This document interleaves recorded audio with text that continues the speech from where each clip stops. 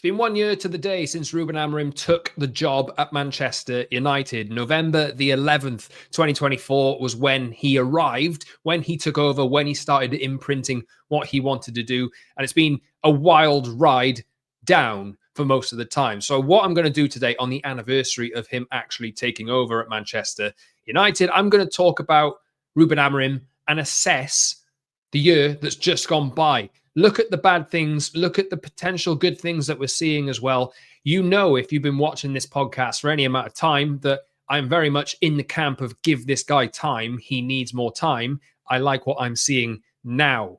But there have been times over the course of this year where he's nearly hit the brink. He's nearly lost me. He's nearly lost a lot of people. He has lost a lot of people by this point as well. But I felt like on the year anniversary of Ruben Amorim taking charge here, I thought it'd be good to look back at what we've seen so far over the year and just give a frank assessment. So that's what I'm going to try and do, even though I'll state this again, you guys know that I'm very much in the camp of keep this guy in and give him time to work. Anyway, subscribe to the Promised Land podcast if you've not done so already. This is on Apple, Spotify, and on YouTube as well. All audio platforms you can find this podcast on. Links are in the description. Please subscribe to the podcast and follow me on social at @Scott Saunders on X, Instagram, and TikTok. And let me know in the comment sections or on social media as well your thoughts and opinions on Amorim so far. Has he done a good job? No, I don't know. Has he done... Should he be sacked? I know there's a lot of people out there who still feel as though he should be. But look, I don't think United are going to sack him at the moment. I think things are going to have to really, really turn south for that to happen. And let's talk about some of the sections that we're going to be breaking this down into today. So the record, I've got the numbers. They're bad. They're still bad from the entire year. The system, the identity, the formation, I'll talk about that. I'll talk about player development. The relationship with Ineos and the club, promise versus reality, the road ahead, and just give my hope and expectation for maybe the months ahead and for the rest of the season or for year two. That's probably the best way to go about it. So when the decision was made to sack Erik ten Hag, Ineos and the people in charge at the football club made no hesitation at all in going for Ruben Amorim. They knew who they wanted, even if just a few months before he didn't figure in the shortlist to potentially replace Ten Hag in the summer. That was the likes of Thomas Tuchel. Gareth Southgate's name was in the mix there. I've seen Roberto De Zerbi was in the mix there as well. But when that time came in October last year, where Ten Hag was sacked, the club knew exactly what they wanted to do, and they went and got Ruben Amorim. Obviously used the buyout clause in his contract to bring him and his staff over to United. They did that and announced the deal on November the 1st. But as I'm saying, he actually took charge on the 11th of November. That was his first day. So that's why I'm doing this show. So far, the record has been terrible. And I get if you're out there and you've lost patience. I understand that. And me just saying this record here is enough justification for a lot of people. But I do think it's deeper than just the results that we've had. I think this is a football club which needs like proper surgery. And I think what United are doing and what United have done over the last year is put that underway. And I think they're on the right way to fixing themselves, hopefully. Anyway, there's still plenty more to do, but this is the record. So 38 games in the Premier League, won 12, drawn 9, lost 17, win rate of 31.6% and 45 points. Obviously finished 15th last season. United are 7th in the league. As I speak here after 11 games this season, the record is much improved this year. They're very much in the hunt for top 5, top 6, Europa League, Champions League places with a lot of other teams. So this can really go one way or the other. We know that if United lose a few games in a row, they're going to fall down the table really, really quickly. If they win a few games in a row, they probably go up the table really, really quickly. So that's important to find some element of consistency, which I think they have shown in the first early stages or early 11 games of this season. I think something has changed, and obviously new signings have very much helped that. Record in the FA Cup, lost in the 5th round last year. EFL Cup, knocked out of that as well in the quarterfinals by Tottenham, I think. Tottenham have got a fantastic record against United, much to my annoyance. And the big one really was the Europa League run last season, 11 games in it, 8 wins, 2 draws, and 1 loss. But obviously, the 1 loss came in the final of the Europa League as well. And the that was the end for a lot of people if they hadn't decided that already. I couldn't have batted an eyelid if the club had made the decision to move him on at that time, because the record and the season last year was terrible and everything was riding on the Europa League. And in the end, United lost to a team that never wins trophies. And Tottenham have now been riding the coattails of that, calling themselves champions of Europe for the last 6 months or so. It's not good. It's not made for, a very fun year at all. And I get how people are frustrated. The noise still now continues. I have felt this over the last 24, 48 hours or so. People have just decided that this isn't the guy. I don't think we're really there yet. Although I can acknowledge entirely that the run of over the last year, those matches, an overall record here of 54 games, 21 wins, 14 draws, and 19 defeats. Win ratio in all comps of 38.9%. These are the latest figures that I have after the Tottenham game. Hopefully they are still accurate. But look, that is not a selling point. I know that the results, if you look at the entire year, are not good enough. They have not been good enough at all. I think there are circumstances from understanding that last season was an absolute mess. United were trending down under Erik ten Hag, and Amorim did make them worse, really. His idea of how to play football, it just does not mesh, or did not mesh, with the group of players that he inherited. And the club took that risk as well. They made sure that they got this guy, even knowing that the tactical shape and the idea that he has about football isn't suited to the team that he will be taking over. And we've seen the teething pains of that over the past year. I think it is starting to show signs, but there are definite still flaws in this system. The system, that word, I would love to remove it from the English language or just mute it or something like that, because it's been so much talk about the system over the course of the year that I'm sick to death of it. I think for me, which side am I on? The system, or is it the players, or is it the attitude, or is it the application to the system? I suppose that's what I say. It's the application to the system more than the system itself. And it's the profiles, which I think if you look at United and the decision that they made, they know that they need to revamp this squad and get players with more energy into it. Players who can deal with the rigors of Premier League football week to week, deal with Premier League football and European football like every 3 days or something. They obviously don't have Europa League football or Champions League football or any Europe this season. They have no League Cup either. So they're just dealing with the Premier League at the moment. And that is simply, for Manchester United, is not acceptable. It's not good enough, but that's the situation that United are in. And I feel like this season now, they do have to really make sure that they utilize that advantage of not playing 15 to 20 more games than a lot of teams who are in Europe from the Premier League. There are 9 teams in the Premier League that are in Europe, and United are not. So they need to take advantage of that. And that is going to be, over the course of this season, one of the big judges and metrics that I judge Ruben Amorim on over the course of this year. He's got to get more out of the players that he's got. I know that he needs different ones, and that's going to take time. United couldn't get everything done that they wanted in the summer, but this is going to be a process. And I think Amorim, Omar Barada, Jason Wilcox, and this group of people who are now running United, Christopher Vivell in this as well, working together, they are very much coming out as an aligned unit. And United simply haven't had that for a long, long time. That I was big on Ineos putting the right people in place to make a difference. And I think there are some encouraging signs in terms of the recruitment turning around. I love Brian Mbumo, Mateus Cunha. He could have maybe started better, but I think everybody knows that he's a really good player and he will make a difference. Signing a goalkeeper that's relatively, well, not even relatively, that is competent, makes such a difference to the team as well. And Matthias de Ligt, who was signed last year, also is looking like a future leader of this Manchester United team, should he stay that long. And I will talk about him on another episode of this podcast coming up over the course of the international break as well. So keep an eye out for that. In terms of the tactical shape and the system, if you must, and why United went for him, even knowing that this system did not work for the group of players that they had. I think what's happened is the people who've taken charge and who are running the football operation recognize that United squad needs a facelift.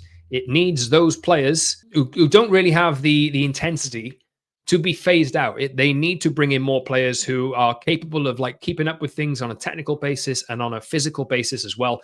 Mental strength is massive. Dealing with playing for Manchester United and all the rigors that come with it, the criticism that comes with it, even after drawing a game, that's where we are at the moment. It takes a certain character to be able to deal with that and put that on their shoulders and actually still deliver. And we've found loads of players over the past decade who've come into United and not been able to deal with the pressure. I feel like the recruitment has taken a turn. And I feel like the recruitment is going down a path which eventually will catch up with Amorim system or any other system that any coach decides to play. Now, if Amorim doesn't work out, and there's a chance that it still doesn't, if he doesn't get Europe this season, I think there's a genuine conversation to be had at the end of the year about maybe someone else. And I know there's people out there already who are probably saying, well, he's got to go now. He's absolutely got to go now. Just the way I'm seeing this is just give him this season to see if there are mild improvements or see how much they can improve and then build on that. That's where I am at the moment. But I'm not going to shy away from the fact that this 3-4-3, 5-3-2 or 5-4-1, whatever system you want to call it, it just doesn't work for the current squad of players. But I know that Ineos have made a big deal about this. Just because Ruben Amorim plays that system doesn't mean that it isn't flexible. And eventually, I think United will come to a point when the squad has been revamped sufficiently that they will be able to change systems and they will sign players now. Even, I know they're supporting Amorim, but I think they're signing players now who will be able to switch systems under different managers because they had the physical and technical capabilities underneath. And that should be applicable whichever direction that they go in. I think Amorim's got a lot of stick for the system that he plays. And it's done my head in, I've got to be honest, because I think it is something else. I am going to say this system hasn't or doesn't suit the current crop of players that United have got. If I were to pick something, I'll be honest with you here. I know I'm coming across as Amorim or an Amorim supporter. Give him time. That's what I'm preaching. I know. If I was to pick a formation for this team to play, absolutely, it would not be this system. It would not be at all. It would be 4-3-3, 4-2-3-1 to utilize the players that United have got, and then you build on that and you move forward with it. But the reason why Ineos looked at Ruben Amorim and hired him, even in spite of the system and the differences between the personnel and the system that he plays, is because they believe in what football he was playing. It was good enough at Sporting to thrust them to smashing Manchester City 4-1 in the Champions League. He beat Arsenal in the Europa League, I think, as well. He has achieved a lot with Sporting and taken them far in Europe and made statements in Europe, won league titles with them as well. And I feel like when we looked at Ruben Amorim last year and there was rumours about Pep Guardiola potentially stepping aside at Manchester City at the end of the season, Hugo Viana, who was the sporting director, I think, at Sporting, went on and moved to Manchester City. He's now there. I am sure the day that Pep Guardiola would have left Manchester City, the next guy in there would have been Ruben Amorim, because that was his stock was massive. His stock was high at the time, and Hugo Viana had gone in there, and City probably would have made this decision themselves. Gives you the kind of idea, really, no matter how this year has gone, that Ruben Amorim is one or has been one of the most promising young coaches in world football with a modern take on football, modern way of playing football. And we've not seen it at United yet. I think it's a personnel thing personally, and I think he's adjusting to the players that he's got.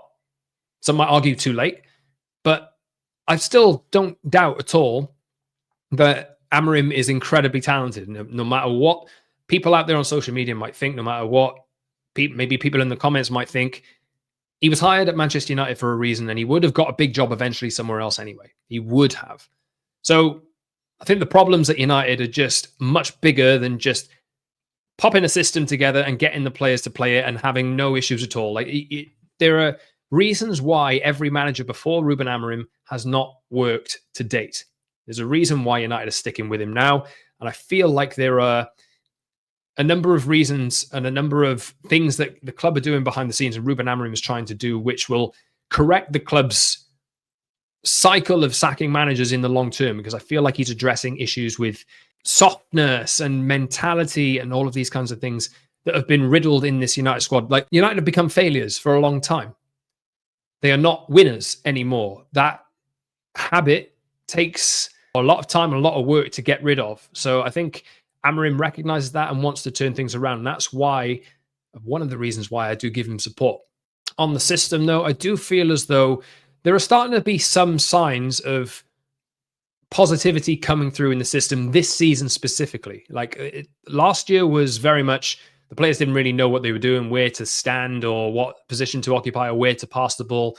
Amorim and the players that he's brought in and the players that have been there and been playing in the first team, I think you're starting to see Luke Shaw step up, right? Starting to see Luke Shaw step up and beat attackers into balls into their feet, and then United turn the ball over that way. You're starting to see balls from the wide centre-backs or the central midfielders vertically into the number 10s who are dropped off central defenders of the opposition and are able then to turn. They have good dribbling abilities. So they can carry it or they can pass it out to wing-backs. United can progress up the pitch that way. There's no doubt for me that United are not a good ball retention team. They have problems with that, and I feel as though they don't have the personnel specifically in midfield to be able to do that. So I think what you're getting down at the moment is maybe a watering down of what Ruben Amorim's team eventually becomes and what he wants it to be because of the limitations of some of the players that he has in the team. The wing backs are a massively important outlet for this team as well. You see in that he's playing fullbacks at wing back quite a lot of the time, and it doesn't give United the same bite going forward. Ahmad has been a shining light really at times in that right wing back role, even though you've got a little bit of concern about him defensively. What he adds in an offensive sense is so much more. It gives United a different dimension. And I feel like Patrick Dorgu has not entirely worked out yet, but he's young and he needs time. Diogo Dalot, Nusal Mazraoui, players like that, I think they're in there to be defensively solid, even if Dalot at times isn't the right fit and makes a lot of errors. But long term, I think you will start to see more adventure out of those wing backs when the personnel changes. You'll start to see more control in the midfield when the personnel changes. And that's not going to happen until 2026, I wouldn't think. So I understand that there are some things which I'm seeing which are being worked on. Other parts of the game, I don't think Ruben Amorim is doing it in his ideal way at the moment, but he's having to look at the players that he's got and adjust. You see criticism about United going long and bypassing completely the midfield. Do you think a midfielder, Bruno and Casemiro, is going to control matches in midfield? I personally don't. They're not exactly short passing, ball controlling midfield players. You can say that both of them are capable of doing it, but I feel like in a Premier League, this isn't the right duo. This isn't the right pairing, and they're not going to absolutely swallow teams up and suffocate them of possession. I just don't think that's going to be the case with these two in there. So United go long. They go direct a lot. I'm hoping that they will go shorter and more possession-based as the personnel changes, but this is just what we have at the moment. And obviously, they're conceding too many goals. They absolutely are. Even with 3 defenders or 5 defenders and 2 sitting midfielders, they're conceding too many goals, and I acknowledge that needs to improve. That needs to change. That midfield I was talking about tends to get overrun at times, even if Casemiro coming in there has plastered over a lot of the spaces and the cracks that, he doesn't really move around all that much. He very much fixes his place. Bruno Fernandes is becoming a little bit more disciplined in that area as well. In some games you see United's midfield getting absolutely torn through. Other games, there's a lot more solidity in there. And Casemiro, when he's removed from matches, substituted, United concede a hell of a lot more goals, which is a big problem. And it's a problem United need to remedy really quickly, and twofold as well. They need to find tactical solutions for this. Amorim started dropping some of the 10s, whether that's Brian Mbumo or Mateus Cunha or Mason Mount or a player like that, dropping those 10s in to make a third man in midfield to stop the space being exploited so easily.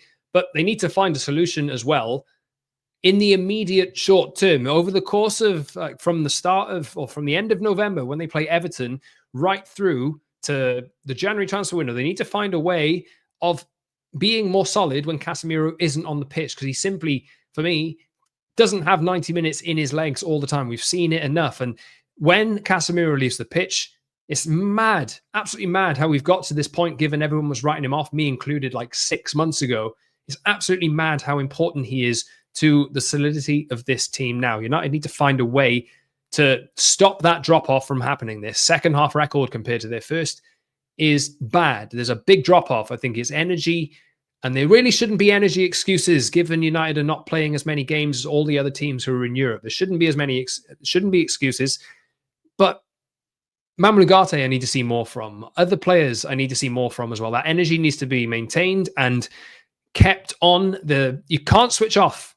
I'm not saying that these players are downing tools or whatever, but there just needs to be more work on the players really switching on at all times. And Amorim needs to be better at this as well. He needs to find solutions, really. If this is a continual problem, he needs to find a tactical solution to stop United conceding goals in the second half of matches and letting them lose leads. That is happening a lot and it's costing them points. You'd like to think that there are solutions within the squad that can help that out. And look, I'm going to talk about players and personnel now. And there have been some definite winners and losers over the course of Amorim's first year in terms of personnel.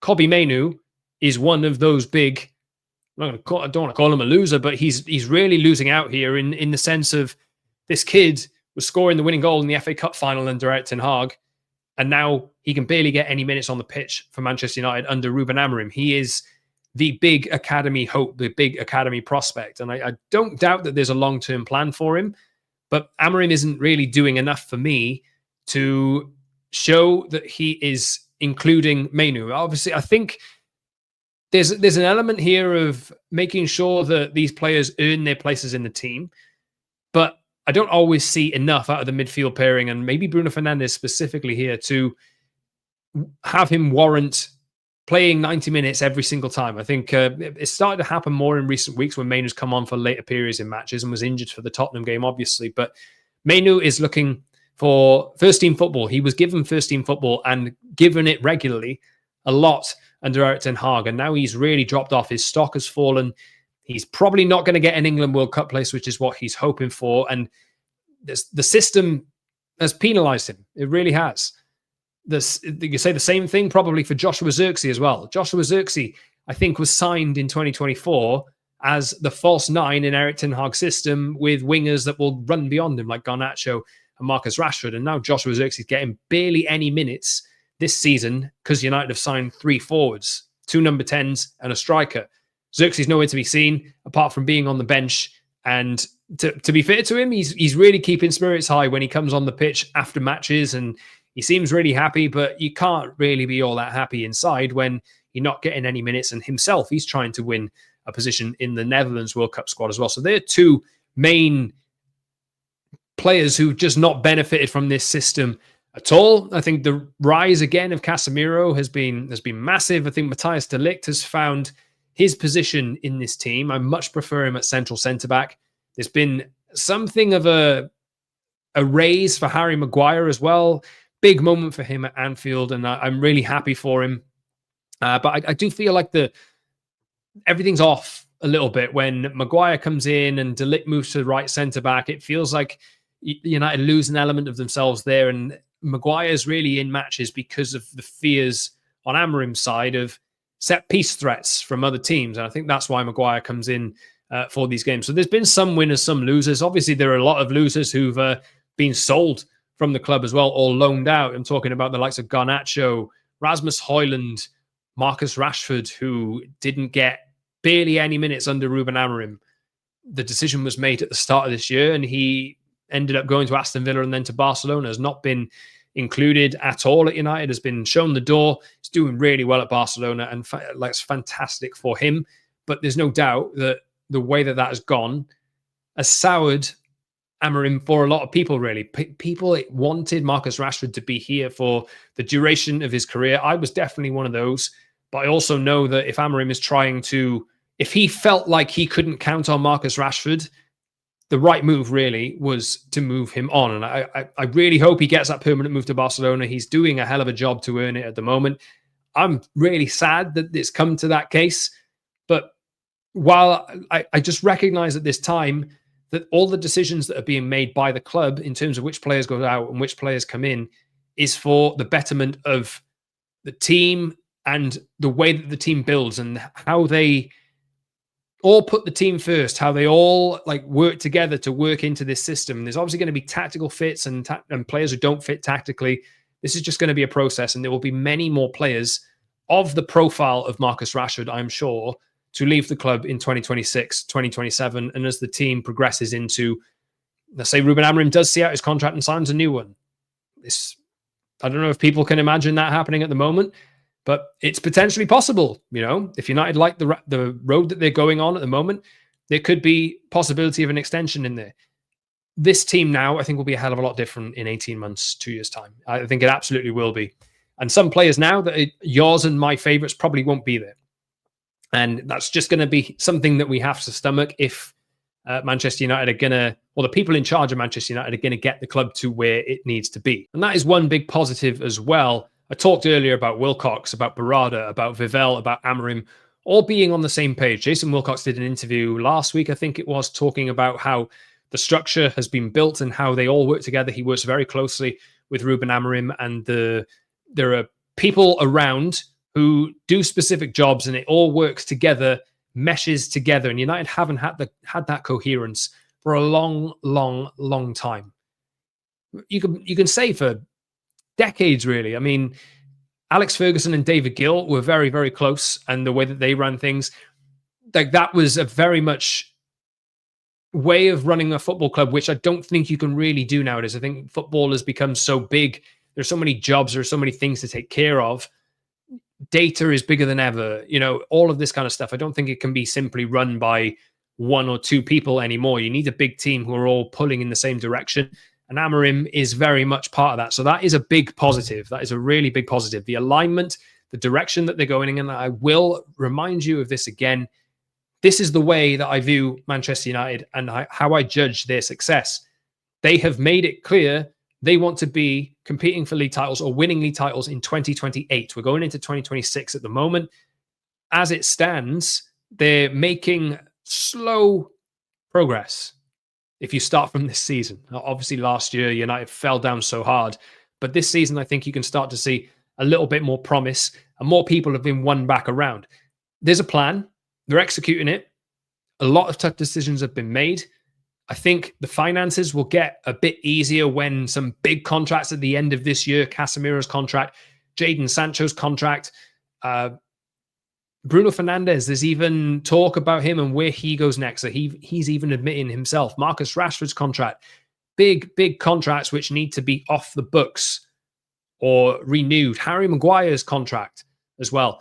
The wage structure is going to be a massively important thing to correct in Manchester United's course. I think 2026 is a really big year for saving some money and investing that in players who are on more respectable wages in terms of the structure and their importance to the team. Recruitment, discipline, and standards are very much the order of the day for United in order to get to that point in 2028. They need to correct those first. And I've been on that train for a long time. I felt like this team has been soft. I felt like this team has had players in it who have not been there for the right reasons, have maybe had the wrong attitudes, have spent time going out and not putting football at the very forefront of their priority list. And at the end of the day, I don't think United are ever going to get back there if they don't address that problem. I feel like that problem is being addressed now. It's going to take time for players to move on, players to come in order to see the best out of United. But I understand this period has been really, really difficult. Now, last year, I said earlier in this episode, and I've said it many times, that if United had made the decision at the end of last season to change manager, I would not have been able to say at all that the decision is wrong. After the Manchester City game, United got smashed 3-0 earlier this season. I felt as though we were reaching an end point. I'd seen that with other managers previously who had defeats like that, really bad ones. Brentford was the game for some people. I'd seen managers have games like that, massive defeats or really poor performances, and not survive for much longer after that because the people in charge had made the decision that this was just simply untenable. The big thing is, though, I think with that, and maybe why my feeling at the time was wrong, is because United now have a different structure in place. United now have a different path towards success in their own eyes. And I feel like they're judging this manager who they have picked on a very different basis. They understand there's going to be ups and downs. And I always say, never too high, never too low. That's an important way to approach this. For me, it's not to everyone's taste, as I found out over the last few days. But anyway, I'm going to keep going on because I know that there are a number of you who do like it. So the road ahead is going to be interesting. Now, I think United have a big opportunity this season. Their squad isn't finished at all. It needs more work, but I feel like there's an opportunity. With them being out of Europe and 9 other teams being in Europe, there is a chance for United to maybe jump ahead of where people thought they would be in year 2 after how bad year 1 was. For me, I'm judging this now. I'm looking at United and I'm thinking, go into that January transfer window. If you have a bit of cash, bit of spare change, go and address the weak areas in the team, because there's an opportunity here for you to thrust yourselves back into Europe, to get into the Europa League, or if things go really well, get back into the Champions League as well. And that would accelerate the process of rebuilding a lot more, because United will have the financial money, or the finances coming in to be able to support their ambitions. And they would be instantly more attractive as a football club as well. That is how I think United will be judged this season. That's how I'm judging them now this season. They're very much in touch with it. I think they're 2 points off third place, 4 points, I think, off second, 8 points off first. At the start of the season, I think if you'd have said that to me at this point, everybody would have taken it, really. Unless you're judging this United unrealistically on their previous reputation of being title winners and competing for titles. We're just not there yet. And I feel as though, and I will never let this go, United need to be back there at some point. They absolutely need to be. But we have a timeline to get there. It's been communicated already, 2028. That is when I expect United to be competing for titles, because that's the metric that they've put on themselves. So that's how I should judge them. That's how I think we should judge them as well. And it's important to understand that there are going to be bumps along the way, but there's a real opportunity here to challenge for top 4, top 5, and Champions League. There are still flaws in this United team, but there is an opportunity here with the fact that United aren't in Europe to go and surprise a few people and get in. Moving forward after that, it needs to be a continuous trend up. There's going to be ups and downs, like I say, but they need to be competing and back in that conversation, like a Big Six club are, back in that conversation of getting into the Champions League every single year. That should be where United are, especially next season. And then you've got to kick on a little bit more and try and get your squad to a place where it can challenge for titles in that time frame. So that's how I approach it.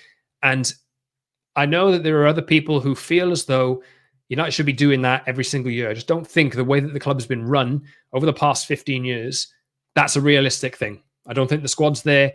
I think there are holes in it. I think there are flaws in it. They need to be addressed first. And then the expectations of Manchester United challenging for titles, like we all expect them to do, will be able to recalibrate with reality. I don't think we're there at the moment. But look, that's what I'm expecting United to do this season. I want to see continual identity being built. I want to see more character in this team. I want to see more late goals and comebacks and points salvaged and wins being salvaged.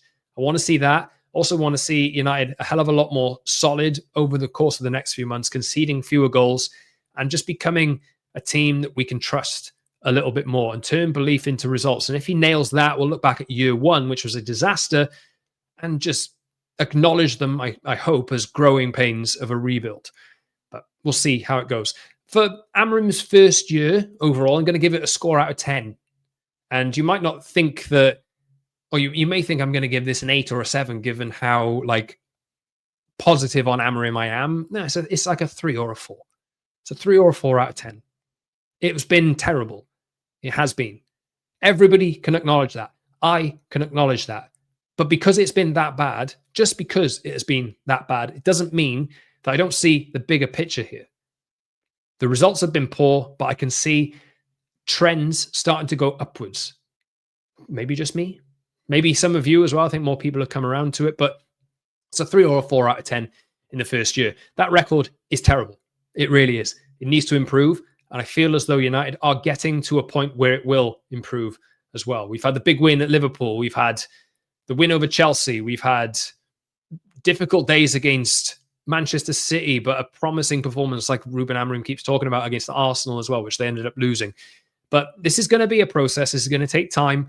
And while the first year has been really poor for all of us to live through, and for Ruben Amorim as well, that doesn't mean that I don't see the bigger picture here. And hopefully, if you listen to this, and if you have listened to this entire time, you're on the same page. If you're not, let me know in the comment section or on social media at @Scott Saunders what you think of Ruben Amorim's first year. Give me a score out of 10 as well. Let me know what you think. And please subscribe to the Promised Land podcast if you've not done so already. YouTube and all audio platforms, Apple and Spotify is where you can find the podcast. Please give a 5-star review if you would like to do so. I would really appreciate it. And follow me on social media, like I say. But hopefully this has been something a little bit different. Hopefully this has been something genuinely okay as well, and something rational, and not me coming in on here and shouting every 5 minutes like everybody seems to want to do nowadays. That's the way that I approach this. And hopefully there's better times to come for Manchester United, which means that hopefully the people who are believing will end up being right in the end. Until next time, see you soon.